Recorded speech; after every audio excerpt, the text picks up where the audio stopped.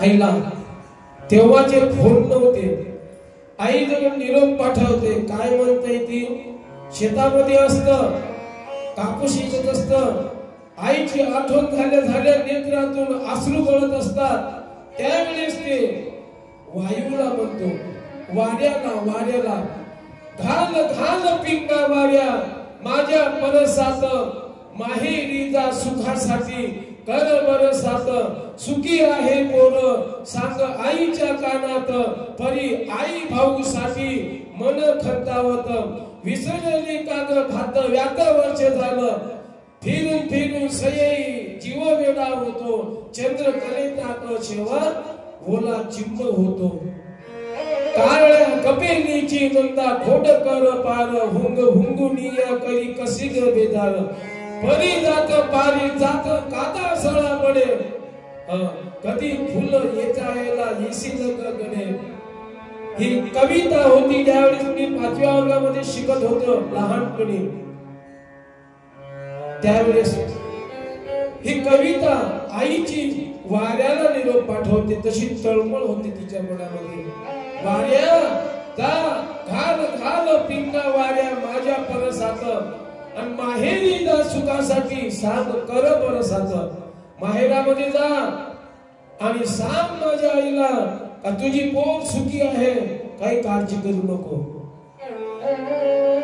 फक्त माहेर कर बरसात. सुखी आहे पोर सांग आईच्या कानात, परी आई भाऊसाठी मन खंतावत. मन माझं एवढं व्याकुळ झालेलं आहे का आता मिळतं माय आई म्हणतो. असं ही तळमळ असते दादा. देवाबद्दल अशी तळमळ आजपर्यंत कोणी केली नाही. जोपर्यंत तुमच्यामध्ये तळमळ नाही तोपर्यंत आईची आणि मुलीची जशी भेट होत नाही तशी देवाची आणि भगवंताची भेट होत नाही. म्हणून नित्य नेम विन अन्न खाय तो स्वान. नित्य नेम जर जीवनात नसेल ना भगवंताच्या बद्दल तर कुत्र्यासारखं अन्न खाणं झालं नाही काय. हे आई आहे. आईचं काय? आईचं काळीच काय असतं मुलीच्या प्रती. अरे ज्या वेळेस लग्न होतंय ना त्यावेळेस पाय फुटत नाही मुलीचा. आई पाय नाही फुटत तर त्यावेळेस ती माग फिरू फिरू बघताय का. जसं मुलीचं काळीज हे आईच्या प्रती एवढं भावुक झालेलं आहे, द्रवित झालेलं आहे, तसं भक्ताचं हृदय भगवंताच्या साठी द्रवित व्हायला पाहिजे. पण मी आजपर्यंत असे हृदय कोणाचे बघितले नाही.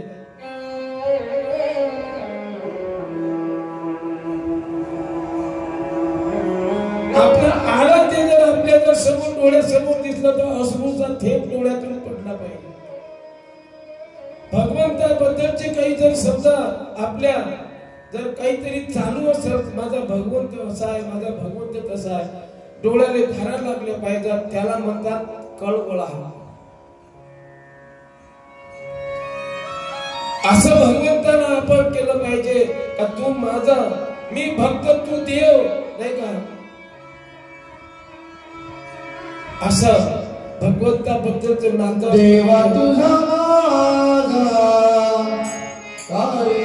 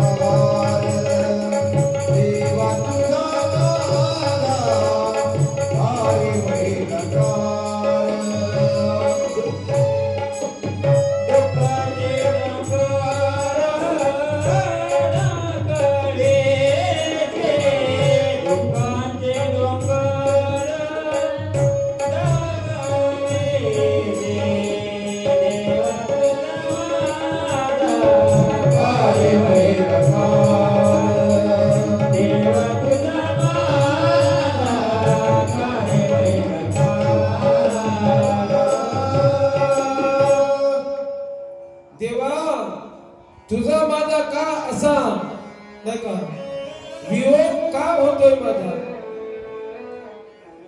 देवाचा वियोग होणे म्हणजे जीवनामधलं सर्व स्वप्न झाला. जसं जीवनातून आई गेली जीवन संपल्यासारखं असतं, जगून फायदा नाही का?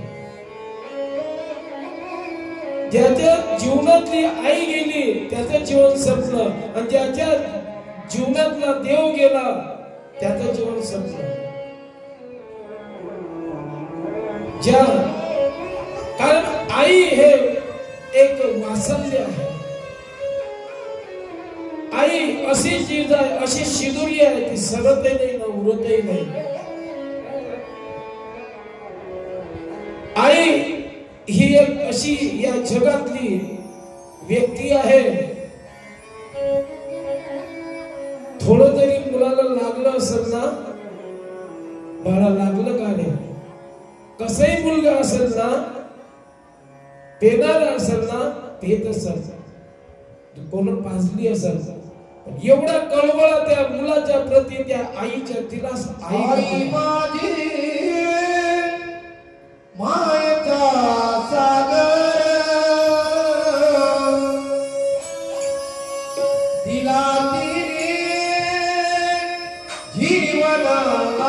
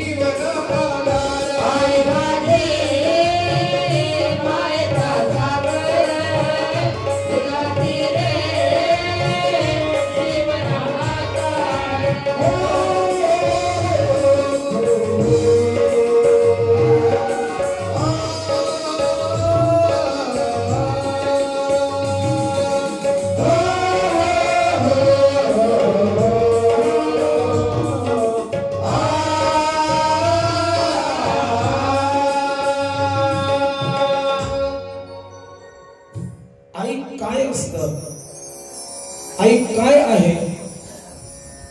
आई माझी मायेचा सागर आहे, नाही का? आई वडील माझे थोर, काय सांगू त्यांचे उपकार, जीवनाच्या वाटेवरती किती असतो त्यांचा आधार. आई माझी मायेचा सागर, तळप त्या उन्हात, रखरख त्या रानात, राहिलीस माझ्यासाठी तू ग कष्टाच्या घामात. कधी मिळेल तुझला घास, कधी घडेल तुला उपवास, ओल्या माती तुली चालताना तुडविले काट्याचे फास. आई माझी मायेचा सागर, नवीची चांदणी तू ग चंदनाची कोर, नवीन शीतल छाया मज हवी जीवनभर. तुझ्या या जीवनभर या शाळेमध्ये नाही का मी माझं आयुष्य जगेल अशी ती आई आहे. आई ही शिदुरी आहे. एक मुलगा होता, छोटा मुलगा, तो शाळेला गेला. गेल्यानंतर गावामध्ये एक मोठा समारंभ होता. त्या समारंभामध्ये पेढे वाटले गेले. पेढे वाटल्यानंतर एका त्या बाईचा मुलगा शाळेत गेला होता. त्या बाईला एक पेढा मिळाला. तो पेढा तिनं खाल्ला असेल? सांगा ना, सांगा. तुमच्या चेहऱ्यावर खाल्ला असेल का? काय केलं असेल? तो पेढा तिनं फ्रीज मध्ये नेऊन ठेवला असेल. नेला, डब्यात ठेवला. काही बोलत नाही बाबा तुम्ही. डब्यात ठेवला असेल, कुठे ठेवला असेल? पत्र्याला बांधला असेल. कशाला? का? कारण काय? का माझा मुलगा शाळेमधून येईल आणि मी जर डब्यामध्ये पेढा ठेवला तर मला आठवण नाही राहणार, म्हणून तिनं कुठे बांधला तो पेढा? पत्र्याले बांधला. का? काही काम करत असताना तो पत्र्याले बांधलेला पेढा माझ्या हाताला लागेल आणि मला आठवण येईल, मग माझा मुलगा शाळेतून घरी येईल. काय? शाळेतून घराला येता धरेल बोटे, बांधून ठेवलेला घालेल घास ओठी, उष्टा कशा मुखाचा घेईल चुंबनाते, सांगेन ना कराया आम्हा शिवम करवते. ती आई आहे. शाळेतून जर आला मुलगा तर तो बांधलेला पेढा त्याच्या मुखामध्ये घालेल आणि त्याचा एक उष्टा कशा मुखाचा, उष्टा असलेला मुखाचा चुंबन घेईल त्याचं. त्याचे नाव आई आहे. आई आई आई म्हणून कोणी आईच हाक मारी मारी हाक कोठारी, नाही का? आई म्हणून कोणी मारी हाक कोठारी, स्वामी तिन्ही जगाचा आई विना भिकारी. स्वामी जर तिन्ही जगाचा असेल पण आई विना भिकारी आहे. जगामध्ये दुनियामध्ये विश्वामध्ये ते एकच पाय आहे आईचे. त्या पायामध्ये 33 कोटी देवांगण सामावलेलं आहे. किती? 33 कोटी देवांगण ते एकाच पायात आहेत. ते पाय आहे आई आणि वडिलांचे. म्हणून तुकाराम महाराज म्हणतात, माय बापे केवळ काशी, तेने नच जावे तीर्थाशी. माय बाप केवळ काशी, माय बाप केवळ काशी, माय बाप केवळ काशी, माय बाप केवळ काशी, माय बाप केवळ काशी, माय बाप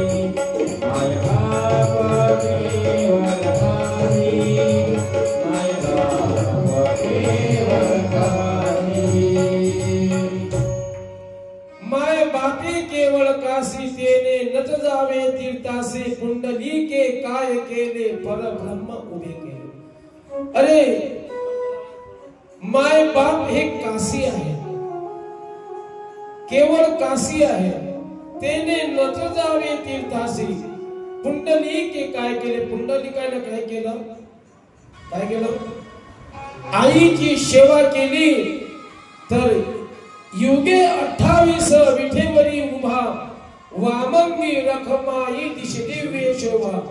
पुंडलिकाचे भेटी परब्रह्म आले, चरणी वाये भीम उद्धरी जगा.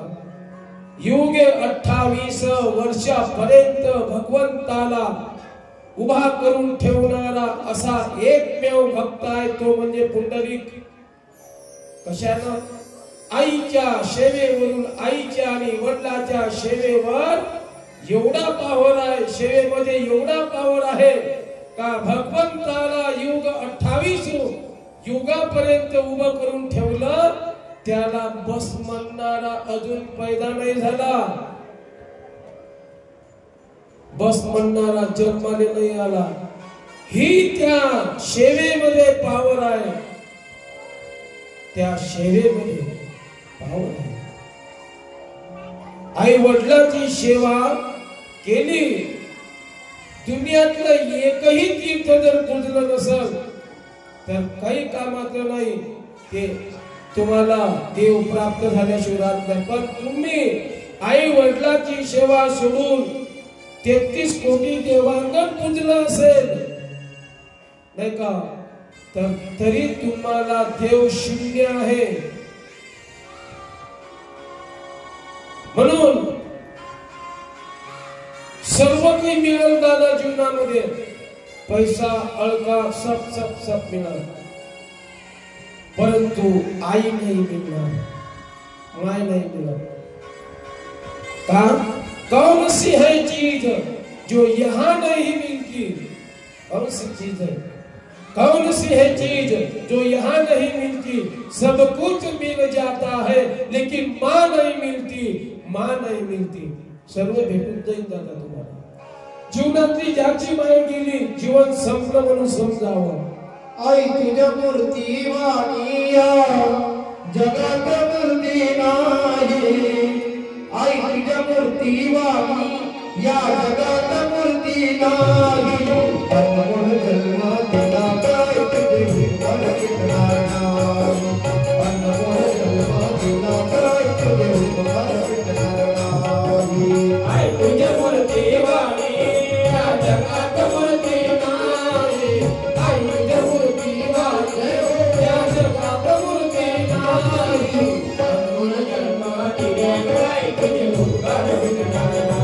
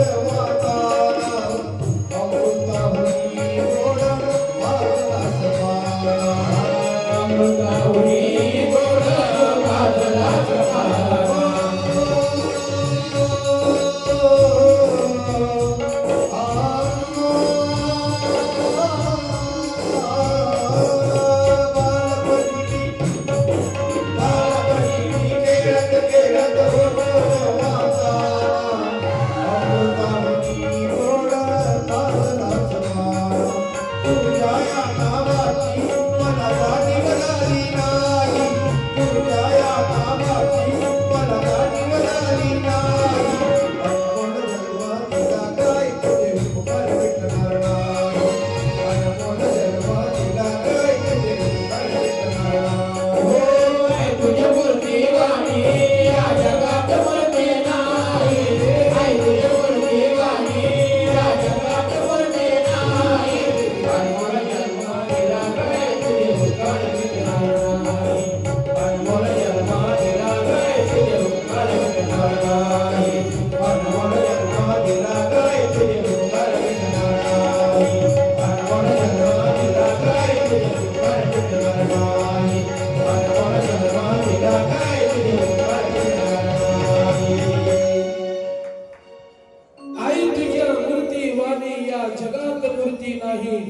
अनमोल जन्म दिला आई तुझे उपकार फिटणार नाही. काय केलं म्हणजे आईचे उपकार फिटतील नाही का? काय केलं म्हणजे आईचे उपकार फिटतील दादा? ज्या वेळेस मरणांतक अवस्थेमध्ये आई वडील असतात त्यावेळेस जर सेवा केली तर आईचे उपकार फिटल्याशिवाय राहणार नाहीत नाही का? मरणांतक अवस्थेमध्ये आई वडील असतात त्यावेळेस सेवा करा आई वडिलांची, तिथे आपल्यावरचे उपकार फिटून जातील. पण ते आजच्या युगामध्ये बघायला दिसत नाही. काय झालं, एक वेळा एका लहानशा मुलाची आई वारली दादा. म्हणत असतात ना, ज्याची आई वारली त्याचं सर्व संपलं. परंतु त्या बापाला आई व्हावं लागलं. लहान मुलगा आहे आणि बापाला आई व्हावं लागलं, कारण आई आणि बापाचं प्रेम त्या मुलाला नाही का? आई ते आई असतं ना, परंतु बापाला आई व्हावं लागलं आणि बापानं त्याचे सर्व लाड पुरवले दादा. त्याला शाळेमध्ये टाकलं. शाळेमध्ये टाकल्यानंतर तो पास होत गेला. बापाची इच्छा होती माझा मुलगा शिकला पाहिजे आणि तो मोठा साहेब झाला पाहिजे, अशी इच्छा बापाची. कारण आईचं क्षेत्र हरवलं गेलं. आईचं आणि बापाचं क्षेत्र म्हणून त्या वडिलांना मुलाला खूप शिकवण्याचे प्रयत्न केले. खूप शिकवलं. शिक्षणाला पैसा लागते म्हणून तो दुसऱ्याच्या सालाने राहिला. तो मुलगा शिकला पाहिजे म्हणून दुसऱ्याच्या सालाने राहिला दादा. आणि जो काही पैसा येईल तो मुलाला शिकवण्यामध्ये खर्च होत होता. स्वतः अंगाला फाटलेली बन्यान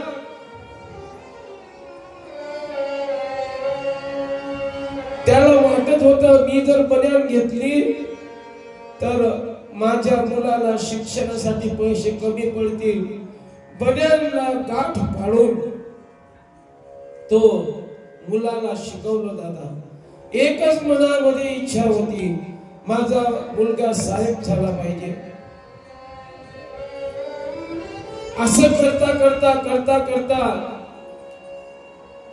मॅट्रिक मध्ये 12वी मध्ये अव्वल क्रमांकानं पास झाला. त्यानंतर उच्च शिक्षणाला पैसा लागतो म्हणून रात्रीची पाळीमध्ये काम करू लागला बाप. आणि उच्च शिक्षण पूर्ण झालं. मुलाला कॉल आला, मोठ्या बँकेचा साहेब बनला दादा. मोठ्या बँकेचा साहेब बनला. मुलाला असं वाटलं, बापाला असं वाटलं, माझा मुलगा जे मी इच्छा केली ती इच्छा माझी पूर्ण झाली, मोठा साहेब झाला. लोकांना सांगत सुटला, माझा मुलगा साहेब झाला, हो माझा मुलगा साहेब झाला. आणि एक दिवस ज्या बँकेमध्ये तो साहेब आहे 50 अधिकारी त्याच्या हाताखाली आहे. अशा मध्येच वडिलाला वाटलं, मी भरपूर दिवस झाले, मी मुलाची भेट नाही झाली, म्हणून बाप अर्ध धोतर नेसलेला फाटक्या बन्यानं ऑफिसामध्ये एका ऑटोमध्ये गेला आणि तो पत्ता त्या ऑटोवाल्याकडे दिला. सांगितलं की बाबा, हा माझ्या मुलाचा पत्ता आहे, मला इथं नेऊन पोहोचव. त्या ऑटोवाल्यानं बँकेपर्यंत नेऊन पोहोचवलं. आणि बँकेतल्या काही जे अधिकारी असतात, सत्य घडलेली घटना ही, आणि तो चिठ्ठा त्याच्याकडे दिला. अरे हा अशा अवस्थेमधला माणूस, त्या अधिकाऱ्याचा बाप त्यानं नेऊन पोहोचवलं. तो कोपऱ्यामध्ये उभा राहिला आणि त्याच्या पुढे फाईलांचा ढीग होता. तो एक एक फाईल SR9 म्हणून तपासत होता आणि टाकत होता. त्याच्या बाजूला त्याचे मित्र बसले होते. हा बाप 1 घंट्यापासून गेला, पण त्या मुलानं त्याच्याकडे लक्ष केंद्रित केलं नाही. बापाला एकच वाटलं, माझा मुलगा कामामध्ये आहे, माझ्यावर लक्ष नाही. तो उभा राहिला तसाच. उभा राहता 1 घंटा झाला, 1.5 घंटा झाला. ते मित्र म्हणतात त्याला, अरे हा कोणतरी मनुष्य तुझ्याकडे आलाय ना, बघ ना त्याच्याकडे. बघा, जसही त्या मुलानं बापाकडे बघितलं आणि मित्रांना म्हणतो, त्याला असे वाटलं, मी एवढा मोठा बॉस आहे, 50 कर्मचारी माझ्या ताब्यामध्ये आहेत. मी जर याला माझा बाप मानलं ना, म्हटलं ना, हे लोक हसतील मला. म्हणून तो म्हणाला, हा मनुष्य कुणीतरी असत, पैशाचं काम असत त्याला, हे जायला नोकराला सांगितलं घेऊन जायला.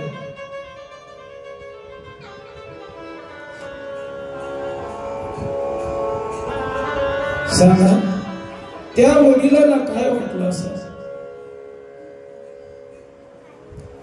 मी रात्र दिवस मेहनत करून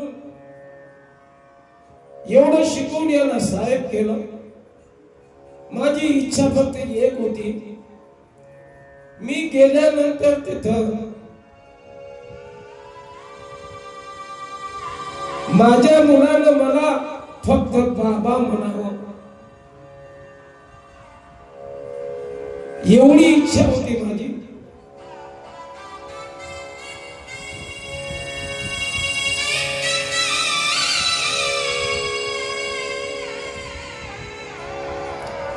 परंतु एका नोकराच्या हातानं मला बाहेर पाठवण्यात आलं. त्यावेळेस मी देवाला म्हणतो, देवा मला इथं पाठवण्याच्या अगोदर जर मृत्यूवाला असता तर मी आनंदाने स्वीकारला असता.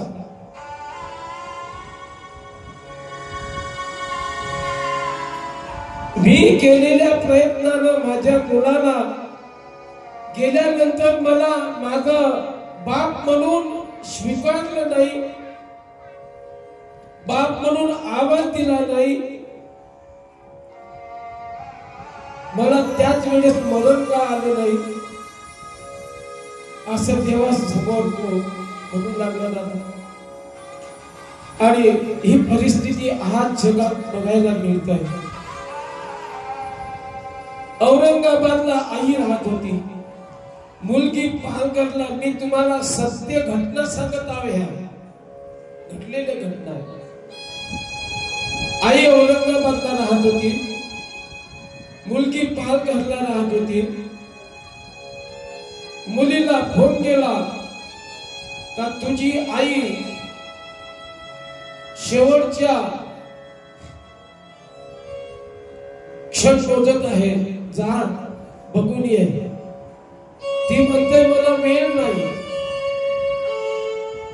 आणि ती गेली नाही. आई मृत्युमुखी पडली. त्यावेळेस फोन केला तिला, तुझी आई मृत्यू पावली, तर तू लवकर ये. ती म्हणायला लागली का मला वेळ नाही, मला माझ्या आईचे जे काही अंतरयात्रा निघतंय त्या अंतरयात्रेचा व्हिडिओ मला लाईव्ह करून दाखवा.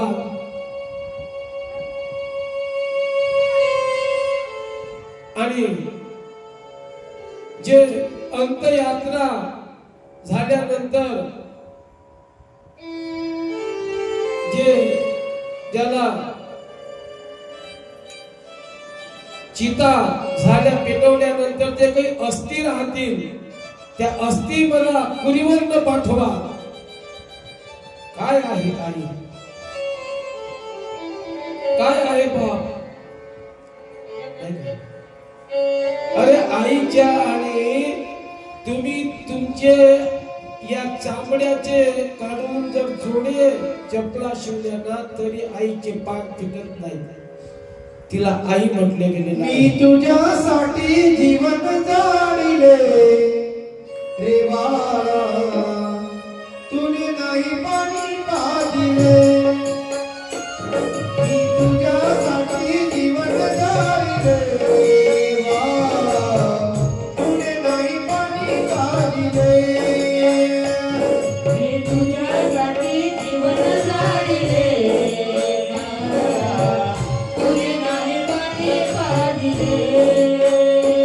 मी तुझ्यासाठी जीवन जाळले बाळा, तुने नाही पाणी पाजिले.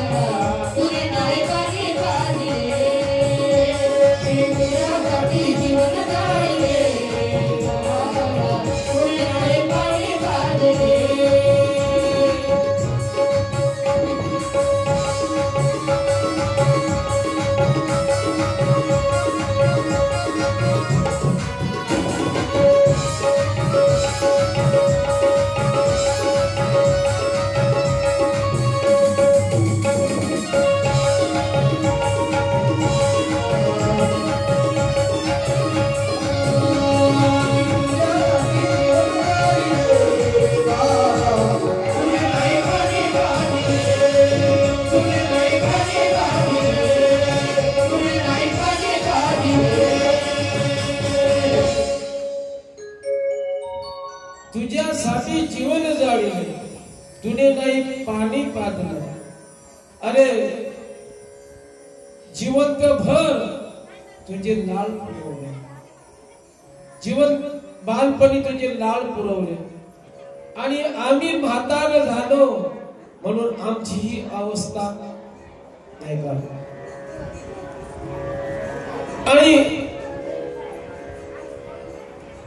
तुझ्यासाठी प्राण रोखलेले आहे. शेवटची अंतिम भेट घे असं ज्यावेळेस मुलीला म्हटलं ना, तिनं काय म्हटलं, फोटो मध्ये दाखवा, मेल्यानंतर अस्थि पाठवा.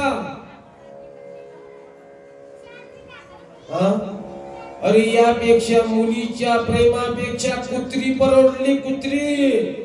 आजच आम्ही पोरे महाराजांच्याकडे गेलो. पोरे यांच्याकडे आमचा नाश्ता होता सकाळचा. थोडं त्यांच्या मुलानं त्या फक्त पिलाला असा ढकललं, दूरवरून कुत्री पळत आली. खोटा संत रोटी वारातले विचार आम्ही त्यावर ते भाष्य केलं तेवढं. अरे ते तर कुत्री आहे नाही का, एवढं प्रेम करते कुत्री. आम्ही पण त्या मुलावर प्रेम करतो. आणि शेवटी मग मुलं काय करतात, म्हातारे झाले वृद्धाश्रमामध्ये नेऊन ठेवतात. एका साहेबाच्या, एक साहेब होता त्याच्या मुलानं नाही का, आणि एक पत्नी आणि मुलगा, पत्नी आणि पती आणि एक छोटासा मुलगा होता. बाबाने सांगितलं, दूर असंच मंदिर होतं 5 किलोमीटरवर. आणि सांगतात की पत्नी म्हणते त्याला, का हो यांना जाऊ द्या ना सप्त्यामध्ये, इकडे जड झाले. त्यांना सांगितलं, मुलानं तर सांगितलं, बाबा सप्ताह आहे, जा ना 8 दिवस तिकडेच राहा कायमचं मंदिरामध्ये. त्या बिचाऱ्यानं आपलं घेतलं, निघाले पायदळ 5-6 किलोमीटर गेल्यानंतर तिथं सप्ताह चालू, तिथं जेवण खावं, तिथं झोपणं. एक दिवस मुलगा आणि एक पती पत्नी गाडीमध्ये 4 व्हीलर मध्ये जात असताना मुलगा म्हणतो त्या बाबाला, बाबा मी घराजवळ मंदिर बांधन. तर म्हणते, का रे असं का म्हणते. नाही म्हणते, घराजवळ मंदिर याच्यासाठी कारण तुमच्या आईवडील तुम्ही तिकडे पाठवले, पायदळ जावं लागतं, आणि तुम्हाला जायची गरज पडणार नाही, इथंच मंदिर बांधेन मी. म्हणजे जसं पेराल तसं उगवेल, जे हातानं कराल त्या हातानं दुसऱ्या आई रे आई रे आई रे आई रे आई रे मान दुनिया आई रे आई रे मान दुनिया आई रे आई रे आई रे आई रे हो आई रे मान दुनिया आई रे आई रे मान दुनिया आई रे आई रे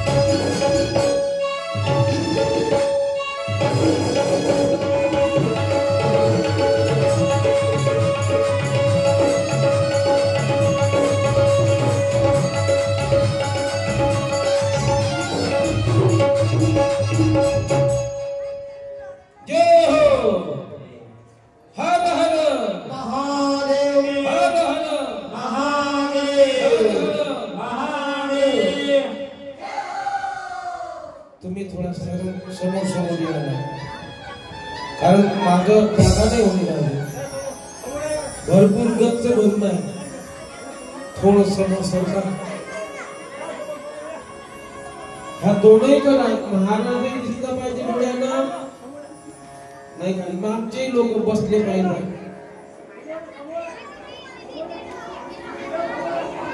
हा चल आई रे बेमान दुनिया आई रे नहीं का माँ बाप का कोई ना माने नहीं का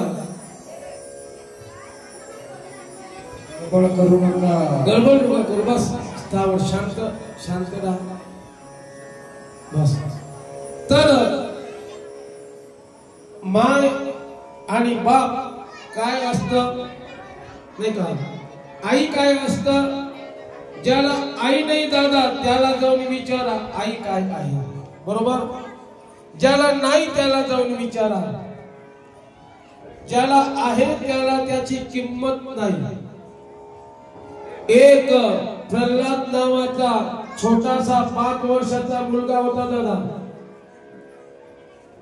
त्याला सकाळी उठून ती डबा करून द्यायची तो शाळेत जायचा शाळेत जात असताना काही दिवस असं चाललं एक दिवसची गोष्ट आहे शांतता राखा एक दिवसची गोष्ट आहे आई डबा करायला उठलीच नाही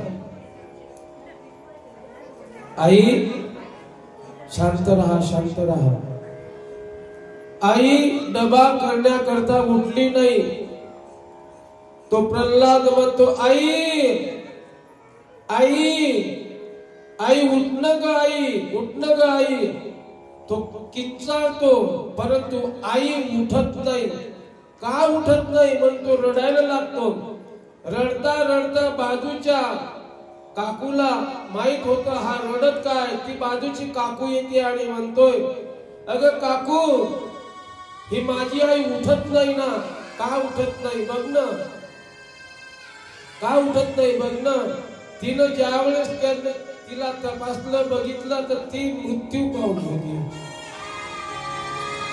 प्रल्हाद जोराने रडायला लागला आई आई आई ज्यावेळेस रडायला लागला सर्व बाया जमा झाल्या त्याचे वडील ज्यावेळेस आले त्यावेळेस वडील म्हणतात काय झालं बाबा आई उठत का नाही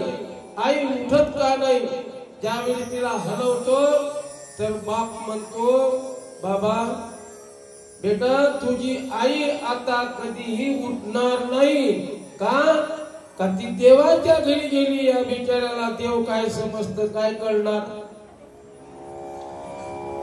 तर त्याला असं वाटलं मुलगा आता मुलाला सांगितलं की बाबा थांब तुला आई आणेल मी तुझ्या आईला बोलावेल तू थोडस मनाला धीर दे म्हणून त्याला सांगितलं मन समजावणी केली त्याची मन समजावणी केली आणि मन समजावणी केल्यानंतर तिला आता तिची अंत्येष्टी काढायची होती तिला बाशावर बांधलं कशानं बांधले का ग तुझला सुतळीने बांबूवरती चौघाने घेतले ग उचलून खांद्यावरती म्हणती तुला तर सगळे जाऊ नको ग आई तू गेल्या मागे माझे उरले कोणीच नाही तू गेल्या मागे माझे कोणी उरलं नाही का आई आई तू गेली मला सोडून माझं कोणी राहिलं नाही का या दुनियेमध्ये तूच एक असे होता का तू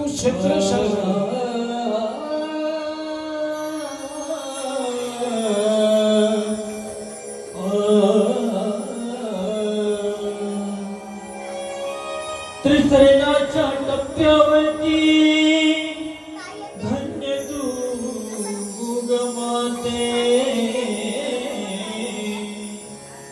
सर्व संपून जाते फक्त आई राहते तुझे नाते आई तुझे नाते तुझं बाळाई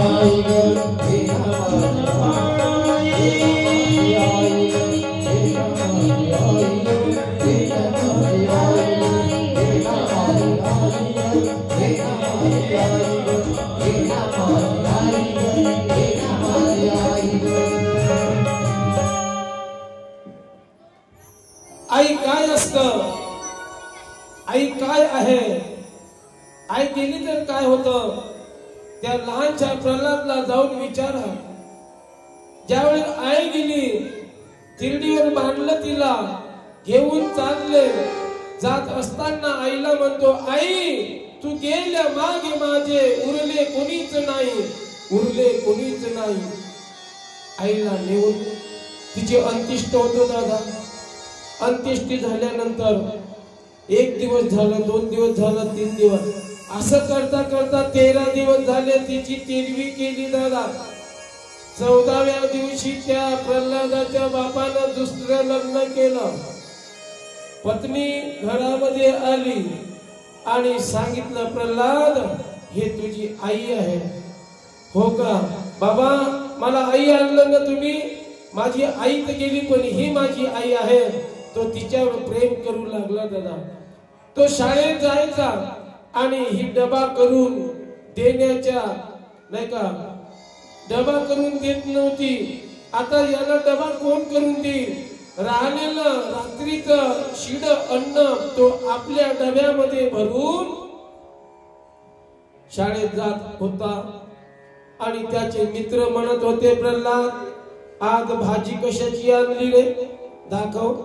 भाजीचा डबा ज्या वेळेस तो खुलून बघतोय तर घम तिचा विटलेल्या भाजीचा वास येत होता दादा.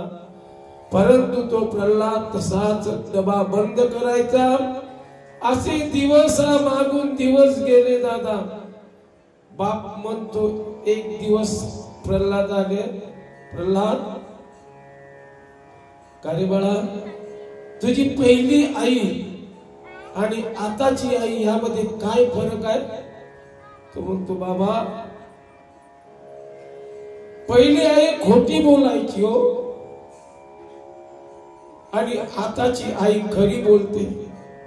बाप म्हणतो, असं का बोलतोस रे बाळा? बाबा हो तसंच आहे, पहिली आई खोटी बोलायची, आताची आई खरी बोलतो. पहिली आई म्हणायची, हे प्रल्हाद तू उन्हाटपणा केला, खोडकरपणा केला, बदमाशपणा केला, तुला भाकर देणार नाही. परंतु पहिली भाकर टाकल्या बरोबर पहिला घास माझ्या मुखामध्ये घालायची.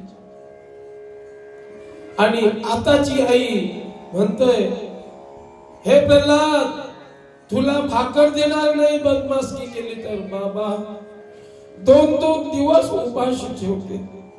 म्हणून पहिली आई खोटी बोलायची, म्हणायची तुला भाकर देत नाही, पण पहिला घास तोंडात घालायची. आणि आताची आई खरी बोलते, 1 दिवस उपास नाही 2 दिवस उपास राहतात. मला काय असतं माऊल्यांनो, आई ज्याची गेली त्याला त्याची किंमत माहित आहे. एक दिवस मग त्या प्रल्हादाला ती आई म्हणते, हे प्रल्हाद थोडा मोठा झाला तो, त्याला म्हणते माझ्या साडीची इस्त्री कर. तो म्हणते, आईने कधी केली नाही का? कर म्हणतेस ना, तुला जबरदस्तीने त्याला इस्त्री करायला लावली. आणि इस्त्री केल्या करत असताना त्याचा मित्र शाळेतला आला, अरे प्रल्हाद मी आलो नव्हतो त्या दिवसाला, मला तू आणलेलं लिहिलेलं असेल तर वही देतेस का? त्यानं इस्त्री त्या साडीवर तशीच ठेवली, त्याला काय माहित जळणार म्हणून. तो वही देण्याकरिता केला, ती साडी जळली. जळल्यानंतर ते वासाला तिला जळका, ती आत आली आणि म्हणतोय, अरे मूर्खा तुला करायची नव्हती इस्त्री तर नाही करायची, माझी 5000 रुपयाची साडी जाडलीस तू. बेदम मारलं, बेदम मारलं त्याला, बेदम मारलं. तर ये इकडे, वाक खाली. त्याला असं वाटलं आपण गुन्हा केला म्हणून पाया पडायला लावते, म्हणून तो पाया पडायला गेला दादा. जशी गरम इस्त्री पाठीवर ठेवली आणि तळपडला तो. आई आई आई म्हणाला आणि वर करून तर रडत होता तोंड. आई आई आई म्हणून कुणाला? आई कुठे गेलीस तू? आई तू गेल्या मागे माझे कोणीच नाही ग, आणि मला असा त्रास होत आहे. म्हणून ज्याला आई नाही दादा, त्या प्रल्हादाने जाऊन विचारा आईची किंमत काय असते. ज्याला आई आहे त्याला तिचं महत्व कळत नाही, नाही का? म्हणून माय बाप हे केवळ काशी, केले रचनावे तीर्थाशी, नाही का? जी सेवा पुंडलिकाने केली ते जर मी आजच्या या तरुणांपर्यंत जे काही मी माझं आव्हान करतोय, जिथपर्यंत हा आवाज पोहोचत असेल, आई वडिलांची जर सेवा केली नाही, 33 कोटी देवांना जर पूजलं तर शून्य आहे. आणि आईचे पाय पूजले तर देवाची पूजा नाही केली तरी चालेल. हा, त्याला देव सदैव त्याच्या जवळ आहे. म्हणून आई आहे ती आई आहे. तुम्हाला सांगतो माऊल्यांनो, एक सांगून जातो तुम्हाला.